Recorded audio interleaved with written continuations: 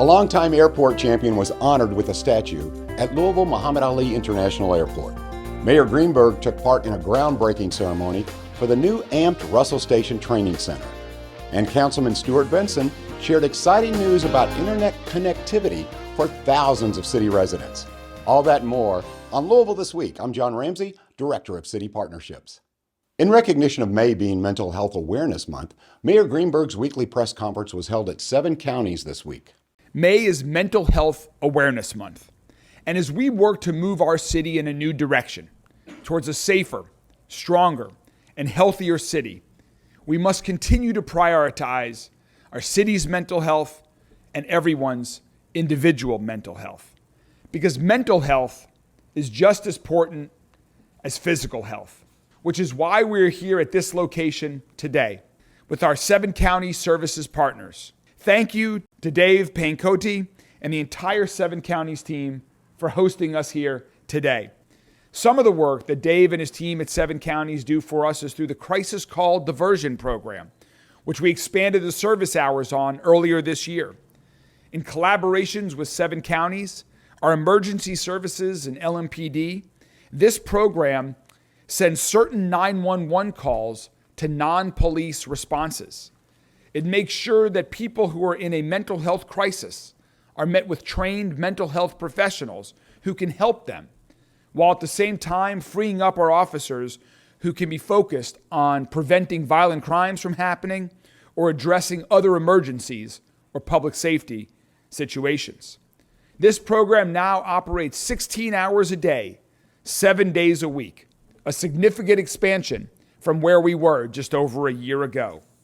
We understand that reaching out for mental health or addiction services can be difficult.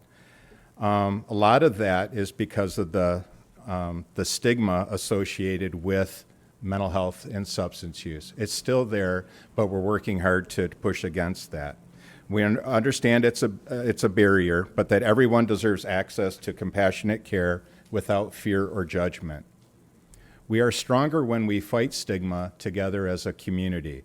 Together we can improve access to care, reduce hospitalization and unnecessary trips to our local emergency rooms, and improve the overall health for people with mental health and substance use disorders. Our goal is a community where mental health and substance use are at the same level as any other health issue. We have made great strides in doing that, but there's still more work to be done. So today we're at Tailored, which stands for Transitional Age Youth Launching Realized Dreams. Tailored is a drop-in center available to any young person between the ages of 16 and 25. We're open here Tuesday through Thursdays from 1 p.m. to 5 p.m. Here we offer services to young people in that transitional point in their life. They're juggling a lot of things, from figuring out who they are to building relationships and coping with challenges like peer pressure and substance use. It's important because the support they receive or don't receive during this important time can impact their future well-being, but we have hope. By rallying around young people, providing them with the resources they need, and breaking down the stigma around asking for help, we can make a difference. As a community, we can empower them to navigate this transition period successfully, paving the way for them to become the accomplished professionals, leaders, friends, and family members of tomorrow. But that's not all we do at 7 County Services. We offer a full range of mental and behavioral health and physical health services and the substance use treatment, along with supports for people with intellectual and developmental disabilities, to all ages and backgrounds, regardless of insurance coverage or your ability to pay.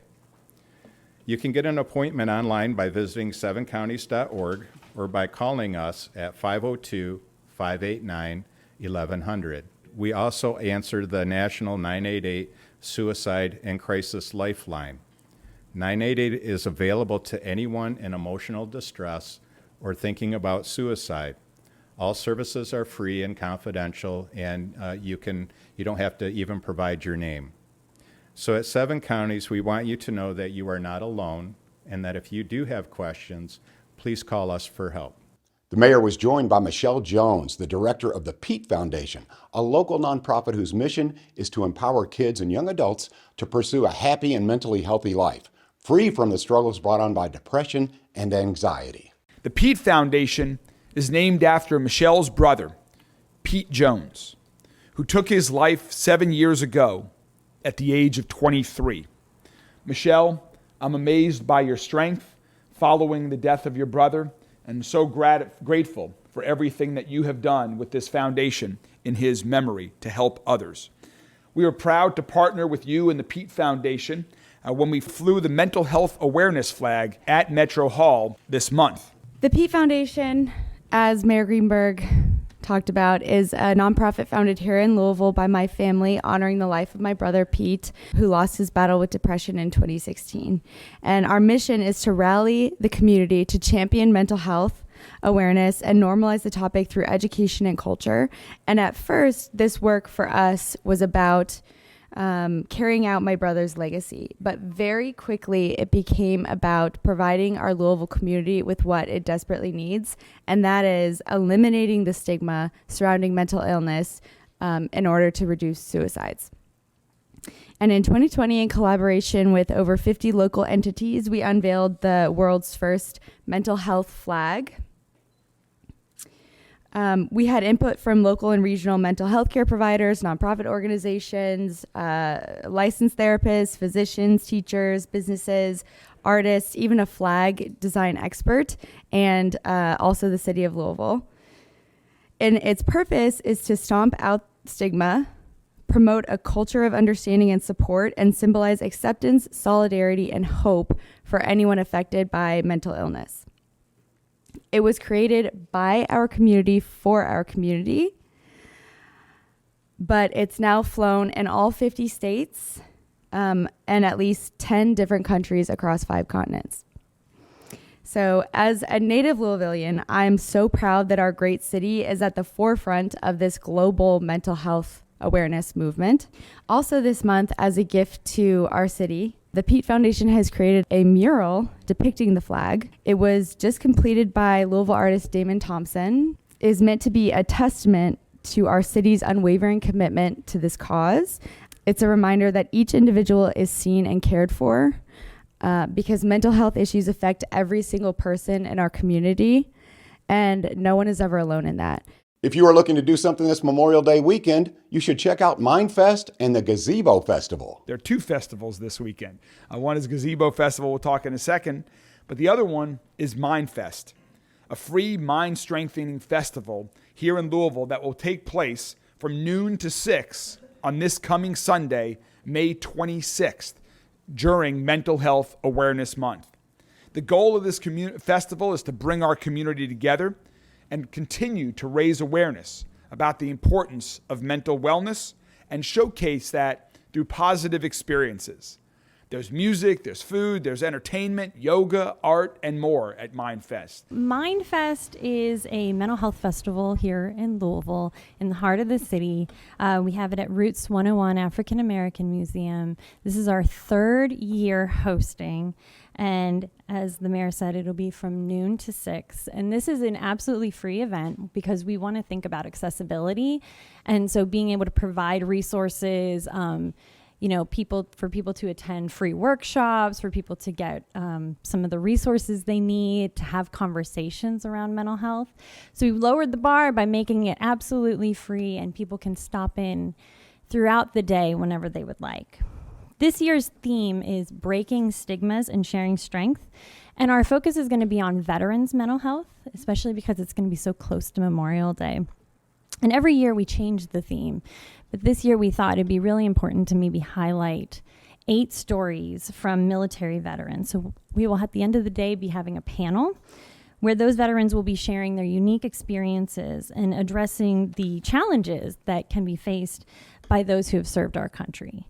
And at Mindfest, we have this idea that community is what can heal community, and we want to offer that to people. The other great festival that I've mentioned several times that's taking place this weekend, this Memorial Day weekend, is the inaugural Gazebo Festival.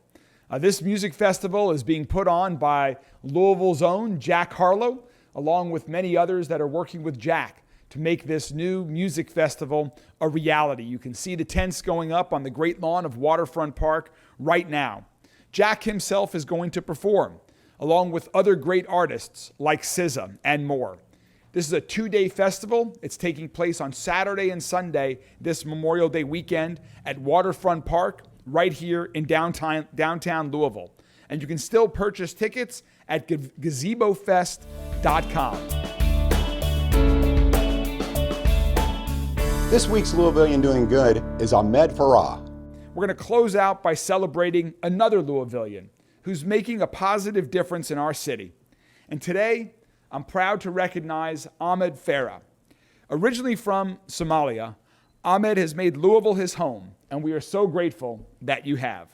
From founding the nonprofit Asili, an organization that empowers African immigrants and refugees, to serving organizations like the Fairness Campaign, South Louisville Community Ministries, and more, Ahmed is making a difference by helping to support our diverse international community. We all know that Louisville is a special place, in large part of so many people from around the world who now call Louisville home. And a lot of that is because of those many cultures and backgrounds and people who add such vibrancy and beauty to our city. Ahmed is central to that success, and we are so thankful for all of your work. I think I first met Ahmed when you were working at the public library on the Outer Loop. And we had a great opportunity to meet for the first time then, and we've come into contact many times, and we are grateful for everything that Ahmed has done to contribute to our city. So Ahmed, on behalf of the city of Louisville, it is my honor to present you with a proclamation as one of our distinguished citizens. Thank you so much for everything that you do. Thank you.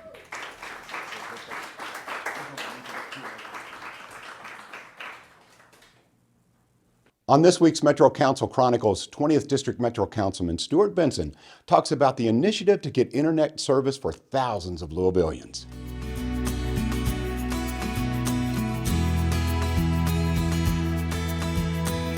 We're here at Floyd Sports Park, which is in our district of District 20. We're here to make sure that people in our area who don't have internet, they have internet. It was really brought to our attention during COVID that all these kids were getting on school buses and trying to do their homework. This just wasn't fair. To the people in the far reaches of our county, everybody likes utilities, water and electricity, but the internet is about like that anymore. And so we need to make sure that everybody has equal opportunity to be heard. We're already working on making the connections. We're maybe a year out from getting everybody. Some of the people are already getting hooked up now, and it's exciting. I'm with my colleague, Tony Pezzantini. Been on the council about 6 years, and Tony, when you first come on, you didn't realize all the people in our area didn't have internet, and since then you've worked really hard with me. How do you feel your role has been in this council? Yeah, I mean, a lot of it has been to support the work that you already started, Stuart. So I really appreciate the leadership that you've had. You know, obviously council members don't have, as you well know, don't have the ability to directly impact things, right? We're doing a lot of advocacy, we're getting budgets together, we are pushing the other branches of government, particularly the executive branch, to get to places. So I've loved supporting and working with you, because to your point, when I first came on council, and I live in the sort of central to western part of my district, where all the neighborhoods there do have high-speed internet, I didn't realize how many residents that we had, and redistricting has even changed that even more, yeah, that didn't have access to this really critical piece of infrastructure. So it's been an honor to work with you and to advocate for these dollars to be in these budgets, and to advocate for the funding to get here and then to be executed on. I appreciate you saying it. My aide, Angela Webster, in the past 10 years has really worked hard to identify the problem and try to make or help have Spectrum understand, and they have stepped up. And so since then, you know, you've involved with it, and your constituents have noticed what you have done. And I guess that's made you feel pretty good that we're finally doing something to help alleviate the problem that people are having. Yeah, I would say, first of all, there's always a concern, particularly the folks that we're talking about live really on the far eastern side of Jefferson County, right? So far from downtown, almost on the Shelby County border and some of these county borders. And, you know, there can be a perception, right, that they feel neglected out there. And truly, there are few government services that are provided to them very directly, right? So it has really been, and they have been incredibly happy and proud of their representation, that have been able to come and show something demonstrable that yes, the city hears them, we will deliver, and in this case, and to your point, also a thanks to Spectrum, who's been able to help us as a great partner in pulling this off. We're very thankful for Spectrum stepping up and helping us, and we're glad that all the constituents who tell us what we need to do, and it's fun to try to help them. So we thank you all for taking time to get the message out to other people to know this is really going to be important and this is going to be helpful. Absolutely. Tony, I really appreciate you taking time coming out and helping me with me. This is a big task, but it's important. Absolutely. And thank you so much. Thank you, Stuart. Appreciate you. I'm with Kevin Kramer. We started the council together 22 years ago and has been an asset for the council. And now he's inherited a number of places without internet. And Kevin's been a real asset to try to help us. The more people we get involved in doing projects, the better it works. So Kevin, since you've been involved in this, what do you feel? I could not be more happy that we're finally here today, right? After more than 10 years of trying to find ways to get federal money and state money and some of Metro Council's budget money out here. We're out here in this rural part of the community, and folks just don't realize that there are a lot of people out here that still don't have access. And it's not a question of having the cash to do it, it's a question of there is literally no internet access out here. So having Spectrum partner with us and all the great work that you and Angela have done over the last 10 years, just really happy that we're here finally on this day. Kevin, over the, I don't know how many budgets, maybe the last 10 or 15 budgets, Kevin's really worked, been vice chair of the budget. He has worked really hard trying to get the budget to put internet in the budget. And so the more people talk about an issue, things really do happen. And Kevin's been an asset. And I guess you can see some of the things with residents, how they feel about having the internet. It's like giving them a new opportunity in life. Certainly, well, and it's, 15 years ago, we talked about cable television and it was a luxury, and then you lay broadband on top of that cable television, and so folks who had that access, they were somewhat content.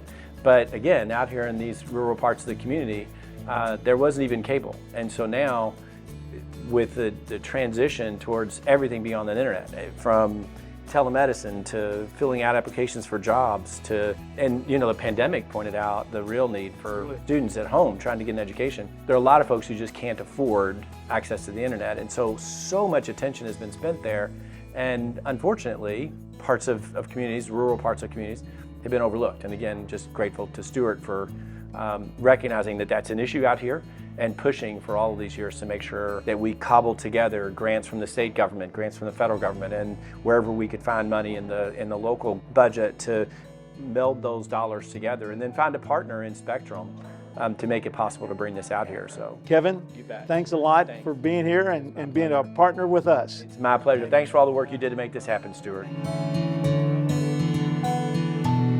Her company, Spectrum, has really made a big difference in what we're doing today, and I can't thank her enough. And Ellen, would you just tell them, since we've started this project, the number of things we've learned from the project? This would not be happening but for your efforts, because for over a decade, I know our friend Angela Webster, your colleague, thank you so much, has called me 100 times. You have such a beautiful district, but a lot of District 20 is rural, and you unfortunately have so many constituents for years and years who have gone without internet, and it is a cause that you and Angela have championed. You have never stopped beating the drum on it, and this is a perfect example in life of the squeaky wheel getting the grease finally, and I'm so happy for you. I've learned over my life, nothing gets solved without a bunch of people working and people being conscious of the problem, and how you picked it up and you got your company involved and identify other things that we needed. You're right, Angela Webster, this wouldn't even be happening if it wasn't for my aid. She's a mover and a shaker. She really makes, I'm thankful that I've been connected with so many people who want to help. Yes. And then the people who we've now are they're coming in and they're so excited. I mean, that adrenaline makes you just think, oh man, I'm so glad we can make a difference. It's your turn for something good to happen. If it's okay, can I just tell a story about how pivotal you have been in this. So, because again, it really would not be happening without you. So in 2021, the pandemic was terrible for everybody for a million different reasons. It was terrible. One good thing that came out of it, though, was a lot of federal funding directed towards building out broadband to rural areas. So in 2021, we filed an application for a state grant. And we included your area. And the reason we included it, Stuart, is because you had told me about it for years. Angela had told me about it for years. We wanted to see if we could get some matching funds to make it work. But you made a critical commitment back in 2021, and that was to commit $250,000 from your office funds, your what are they called, CIF funds, capital infrastructure funds, as a match, a local match for the state grant. We believe that your commitment was pivotal in us actually getting that state grant. So you're the one who made it happen. Yeah. We got the state grant, and then the next year, the city did an RFP that we competed for. We won that. So we're putting together your commitment, the city's commitment, state commitment, and $5.6 million of Charter Spectrum's investment in your district. And it's going to happen. It's happening right now. But really, Stuart, it's because you never, number one, you listen to your constituents, and number two, you never let up. Well, never let up. So congratulations to you. I am so thankful. But Ellen, you helping us out, you're the difference. You're the difference. I appreciate it. Thank you so much. I know this has been a problem for so long. I'm so glad we could finally help get it solved. High-speed internet is not a luxury, it's a necessity. We all need it, and so the people who don't have it now, we want to make sure they have it. If you don't know, give us a call. We want you hooked up.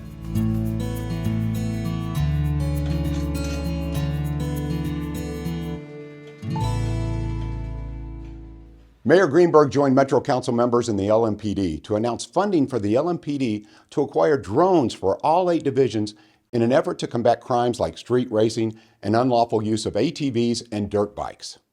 These ATVs are a problem. You can't enjoy the parks. You can't enjoy the loop anymore. So Councilmember Fowler, Councilmember Blackwell came to me. We sat down, we talked about how effective drones would be. The drones are a great intelligence gathering device that we could use to identify these specific ATVs, these specific people. We'll use our detective's office to gather that intelligence and try to develop probable cause to address these issues. We can get eyes on scene before we're there and have a better tactical advantage. So that's the beauty of this technology, and I'm excited about it. AMPed, which stands for Adventurous Minds Produce Extraordinary Dreams, held a groundbreaking for the new Russell Station Tech and Learning Center at 1701 West Market Street, formerly the Black-owned Hub department store. Today we're actually breaking ground on what will be a 3-story technology training center to train underserved, underrepresented folks in technology to get them living wage jobs in technology. We have a great example standing right next to me in blue. I am so proud to call myself a recent graduate of the AMPed Tech program. Being a part of AMPed gave me goals to strive for and a feeling of being a part of a community that I did not have before. Being inside a classroom full of peers that looked just like me in so many ways was so comforting and felt right at home. We're also here to celebrate 10 years. I founded AMP back in 2014 as a music program. Here we are today just kind of celebrating and just looking back at all we've done and looking at all the work that we need to get done. What started as a summer music camp turned into a workforce training program, which gave rise to a business incubator. And then the Academy of Music Production Education Development became Adventurous Minds Produce Extraordinary Dreams. This is relentless. This is Dave's dream, it's his ambition, and it's his own adventurous mind that cannot and will not stop. This building is an important part of the economic, and social, and revitalization of this neighborhood, which for far too long has been overlooked and neglected. It is time that we continue to invest in neighborhoods like Russell and the other neighborhoods of West Louisville, Newburgh, Smoketown, and other neighborhoods in our community that have been overlooked for far too long. So this building will help restore and revitalize this community for its neighbors. Recently, I feel that there's a momentum in Louisville, Kentucky for economic equity, right? That these things that you're seeing pop up are not just, we've gone past that brick wall that we've hit for like several years. I've been here for 20 plus years.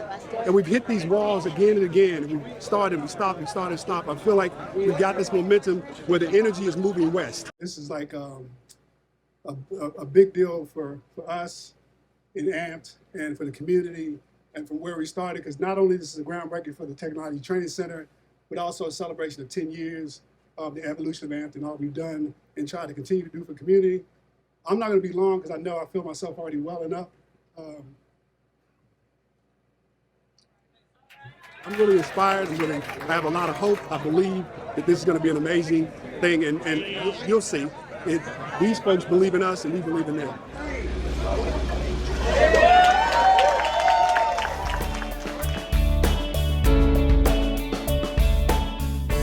A statue honoring J.D. Nichols, one of the longest-serving Airport Authority board members, was unveiled at the Louisville Muhammad Ali International Airport. We're here to celebrate the accomplishments of J.D. Nichols, one of the longest-serving board members and former board chair of the Airport Authority, and a catalyst behind the expansion of the now Louisville Muhammad Ali International Airport, or SDF. The airport has benefited from the vision and the hard work of talented board members and board chairs in the past. However, SDF's global recognition and current regional impact would not be possible without the innovation and determination of J.D. Nichols. In the late 1980s, it was his determination and drive that helped the leadership of the Airport Authority, the city, and at the time, county, move forward with plans for SDF to make its mark. The initial efforts by the authority to redesign and expand the airport to accommodate UPS's expansion were not successful, and the project was terminated. Mr. Nichols believed it was possible, and at his personal expense, he engaged engineers and consultants to develop a plan that redesigned the airfield. Ultimately, this led to the multi-billion-dollar expansion that included 2 new parallel runways and the decision by UPS to make Louisville home for its domestic and international operations. It was an effort by a whole lot of people, not just me. And Jerry was very involved, and Bert Deutsch was involved, and not going to try and get into how many more people. It was, dozens of people or hundreds of people worked very hard to accomplish what we accomplished. And I'd say congratulations to them as well. Mayor Greenberg was on hand for the reopening of the Louisville Tourism's Visitor Center at the corner of 4th and Jefferson Street. Tourism's on a roll in this city. We are moving forward, and one of the main reasons why we wanted to reimagine our visitor center. When we first opened this location in 2006, we had 41,000 guests who came through this location. Last year, we had 64,000 folks come through this facility. So it was time for a reimagination. When you step in, you will see Louisville's authentic brand shine through in our color palettes, Muhammad Ali memorabilia, equestrian touches, and of course, a bourbon bar where we plan to host events showcasing our Southern hospitality. So as we're welcoming the world to our city, to our downtown, it is so appropriate that we have this wonderful new reimagined visitor center to welcome the world here as well. Whether it's coming for bourbon, for great events like this, for festivals, for any other reason that people might be coming to Louisville, we want them to begin their journey here.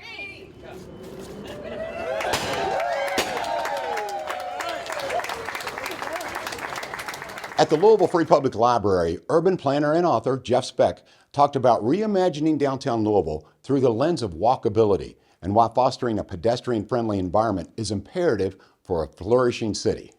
I like to tell 2 stories, essentially why we need to make our cities more walkable and how to make our cities more walkable. The why we need it talk is a really compelling set of arguments, but you're not getting that tonight. In Walkable City, I introduced what I call, somewhat tongue-in-cheek, the general theory of walkability. And the general theory of walkability asks the question, particularly in America, where driving is so cheap and so easy, and most of us own cars, and the car is there in the driveway between you and everything, and it's heavily subsidized, and every mile you drive actually costs less than the mile before that. And actually 4/5 of the cost of driving are fixed costs and only about 1/5 are variable costs. So the smart thing to do if you have a car is to drive it all the time. So with all those odds against not using the car, how do we create an environment in which people will make the choice to walk or actually to bike as well? How do you do that? And the answer is the walk has to be as good as the drive. And to do that, it needs to do 4 things simultaneously. It needs to be useful, it needs to be safe, it needs to be comfortable, and it needs to be interesting. Bike Louisville relaunched its Bike to Work Day event in honor of National Bike Month by hosting 4 group rides from 4 separate city parks. At our Bike to Work Day event, it's the first time we've had this event in person before COVID. Successfully made it! So we're really excited to get it started again. It's a great way to promote cycling and promote active transportation. So we just had a good turnout today and everyone had fun. Had some raffle prizes, donuts. It was great. 41-28. I am very glad I came down today because I just want a bike. I cannot believe it. I was a ride captain for one of the rides coming down here for the ride to work that we're doing today. One of the things is to try to get people to get out of their cars and use bikes as an alternative means of transportation to get to work. Bike Louisville is a program through Louisville Metro Public Works. We encourage and support cycling through public engagement initiatives like Bike to Work Day, but also through infrastructure improvement projects. We're working on our bikeway implementation plan right now. Kicked off in April, and it's set to wrap up in late June. People are more used to having people on the road.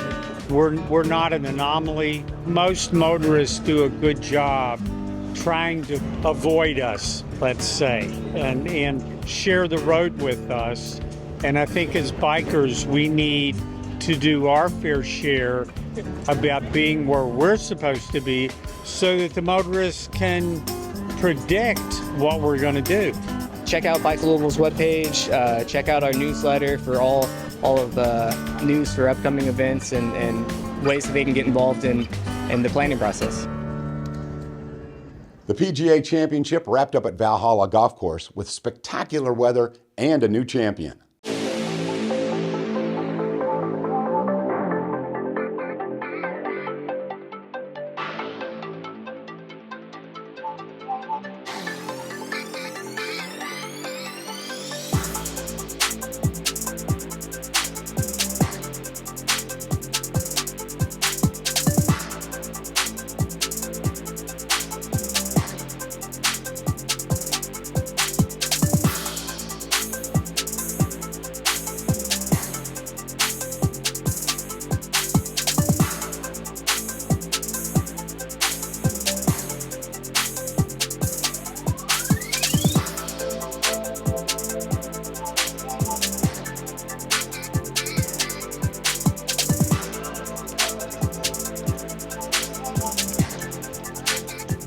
2024 PGA champion Xander Schauffele is with us now. Xander, first of all, congratulations.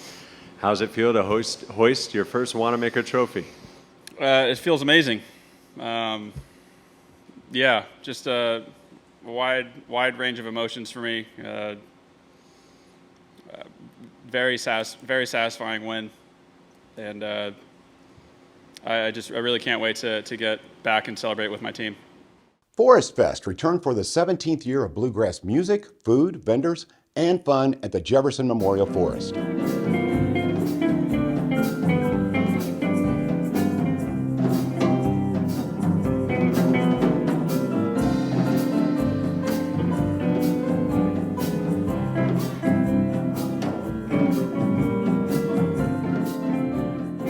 What we're doing is wanted to incorporate Fairdale into the Forest Fest that's been going on annually.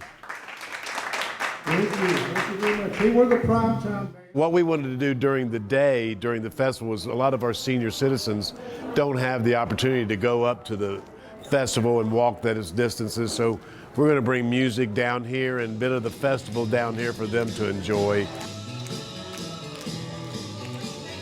I'm sure the seniors are happy to be down here. So this is our 17th annual Forest Fest event. It is always the third Saturday in May. We've got 5 bands up today. We've got the Louisville Folk School here doing workshops. We've got arts and craft vendors. If you'd like more information on camping or hiking, you can visit memorialforest.com and also follow us on social media, Instagram and Facebook. Forest Fest also has its own Facebook page where you can find all of the updated information.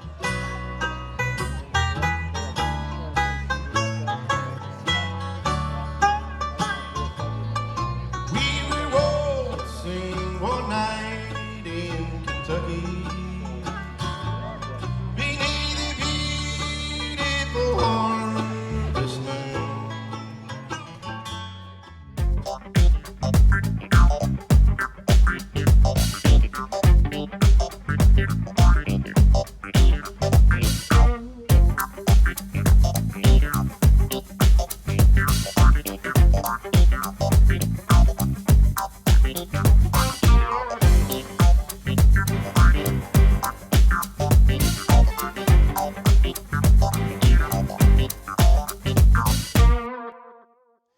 Every student at Englehart Elementary School received pajamas courtesy of a New York-based nonprofit.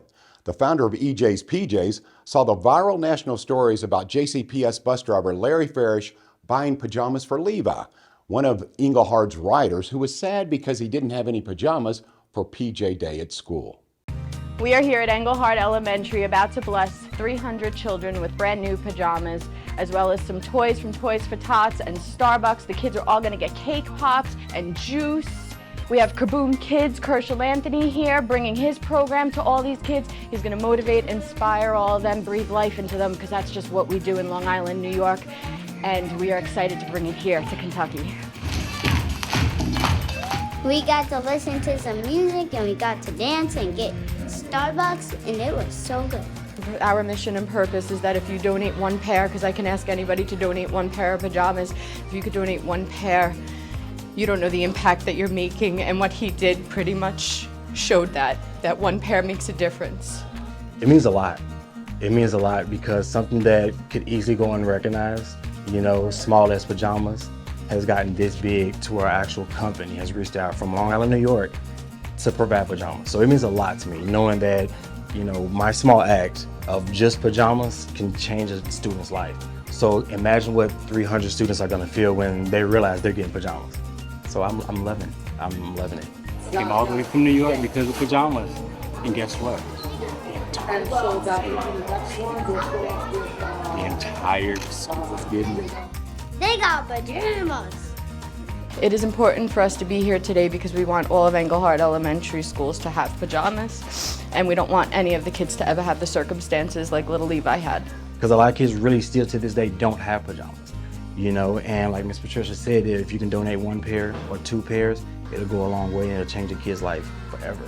It's very cool.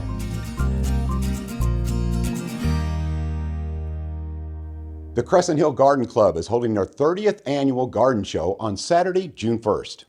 Our Crescent Hill Garden Tour is always the first Saturday in June, so this year it's Saturday, June 1st from 9 a.m. to 5 p.m.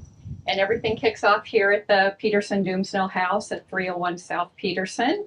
The tour runs from 9 a.m. to 5 p.m. We have 8 private gardens on the tour, plus the grounds of this historic home, and you'll also be able to tour the home if you'd like as well with your ticket purchase. Tickets are $20, and you can purchase them in advance on our website at crescenthillgardenclub.org or the day of the tour here. So as part of our 30th anniversary, we're also going to have a vendor fair on the tour day. So we'll have lots of different community organizations here, and then we'll also have vendors selling garden-related items. We'll have planters, trellises, you know, plants for sale. We'll also have a landscaper and a groundskeeper if you need help, you know, with getting your garden ready or any cleanup. He's a great resource. So all of the funds we raise go back into the community. So we've donated to United Crescent Hill Ministries, Waterfront Botanical Gardens, here at the Peterson Doomsdale House, Louisville Free Library, a lot of other local community organizations. And then we've done community projects with the kids here at Barrett School with doing some plantings and cleanups and other organizations. And then it also funds our annual Redbud Tree Giveaway. Come on out, it'll be a great day. Thank you for watching. Please share Metro TV with your friends and ask them to follow us on Facebook, Instagram, YouTube, or X, and download our Roku, Apple TV, or Amazon Fire TV apps. Have a wonderful week.